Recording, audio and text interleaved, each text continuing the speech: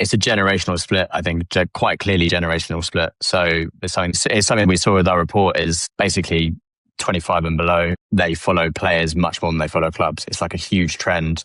I'm certainly above 25 and I'm a Crystal Palace fan and they are my club, and the day I die, that would be my club. And I think more and more, like you say, it's especially with the internationalization of the game, the younger generation almost care more about the player than the club more often than not. We saw it in this World Cup as well, more so than I can remember from previous World Cups, where it was all about the superstars, and every conversation was about how the superstars were delivering. So whether it was Messi, Harry Kane, Jude Bellingham, Yamal, Dembele, it's these people, Mbappe, like that.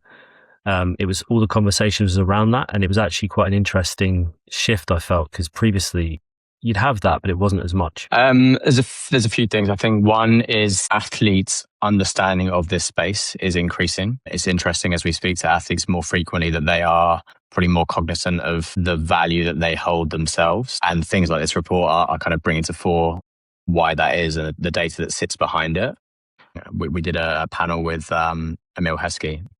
He has two sons, both playing professionally. He actually used the data from this report of X plus Y's data to help his son with his contract negotiation, because he saw from the metrics that there was actually a huge opportunity from a commercial perspective for Manchester City, the club he's at, that they're missing out on, because he had all of this visibility and this commercial value that was coming through in the numbers. They basically used all that information to fuel the contract negotiation. And I think more and more that's going to become a common theme of athletes using data and information to understand their own value, both in terms of their playing career, but also outside of it.